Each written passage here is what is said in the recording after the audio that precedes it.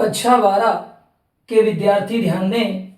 उनके पाठ्यक्रम में पद्य भाग के अंतर्गत एक शीर्षक सम्मिलित है पवन दूतिका, जो अयोध्या सिंह उपाध्याय हरिऔध के द्वारा रचित है।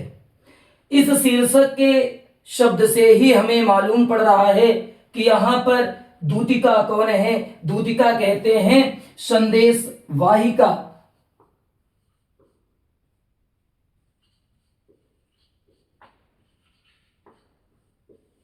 संदेश ले जाने वाली, जो दूती कह सकते हैं उसको। वायु को संदेश वाहिका बनाया गया, दूती बनाया गया। अब जैसे कालिदास ने अपनी रचना, उनकी एक रचना थी कालिदास की मेघदूतम, इसमें उन्होंने मेघ को दूत बनाया था। और यहां पर उसी के ही अनुरूप उन्होंने संस्कृत में इन्होंने खड़ी बोली। महाकाव्य इनका है। ये जो पंक्तियां ली गई हैं प्रिय प्रवास महाकाव्य से ली गई हैं। प्रिय प्रवास खड़ी बोली हिंदी का प्रथम महाकाव्य कहलाता है। जब बात आती है इन पवन दूतिका के पंक्तियों की, तो इन पंक्तियों में एक प्रश्न अक्सर पूछा जाया करता है कि ये पंक्तियां किस छंद में लिखी गई हैं। उस छंद का नाम है मंदाक्रांता छंद। अब बात आती है कि मंदाक्रांता छंद क्या है। ये वर्णिक छंद है। वर्णिक छंद जिसमें वर्णों की गणना की जाती है। इसके प्रत्येक चरण में 17 वर्ण होते हैं। सबसे पहले इस छंद का जो प्रयोग किया है कालिदास ने किया है और मेघदूतम रचना में ही किया हुआ है। आइए इन पंक्तियों को छंद विधान के आधार पर पढ़ते हैं, फिर इनमें जो निहित भाव है उसको भी जानते हैं कि आखिर इस पवन दूतिका शीर्षक के पीछे का क्या उद्देश्य रहा। इसका मुख्य उद्देश्य और राधा जी की जो विरह कातर अवस्था है और राधा जी की जो मनोदशा है उसका परिचय भगवान श्याम सुंदर से कराना।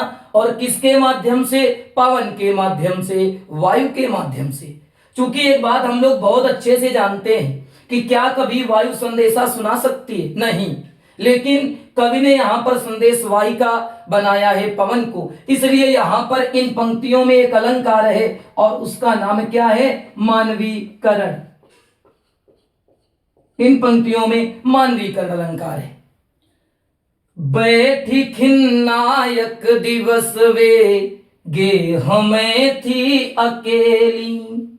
बैठी खिन्नायक दिवस वे गे हमें थी अकेली। आके आंसू द्रग युगल में थे धरा को भिगोते। आई धीरे इस सदन में पुष्प सदगंध को ले। प्रातः वाली सुपवन इसी काल वातायनों से। प्रातः वाली सुपवन इसी काल वातायनों से। बैठी खिन्ना, देखो खिन्न माने होता है दुखी, चूंकि राधा जी के लिए इसलिए खिन्न नहीं खिन्ना शब्द को कवि लाया। यक दिवस, यक का मतलब होता है एक, दिवस माने दिन।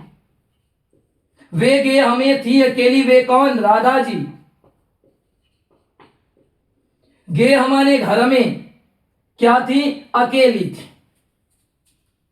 कवि कहता है कि जब राधा जी घर में अकेली थी तो पहले क्या लिखा? बैठी खिन्ना, दुखी बैठी हुई थी। एक दिन राधा जी घर में अकेली मन से दुखी बैठी हुई थी। आके आंसू, आके माने आते हुए, आकर अर्थात बहते हुए।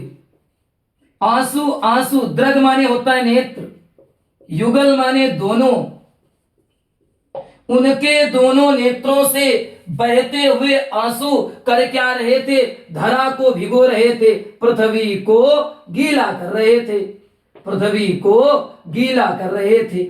उनके दोनों नेत्रों से बहते हुए आंसू क्या कर रहे थे? पृथ्वी को गीला कर रहे थे। पुनः समझे, एक दिन जब राधा जी घर में मन से दुखी होकर अकेली बैठी हुई थी।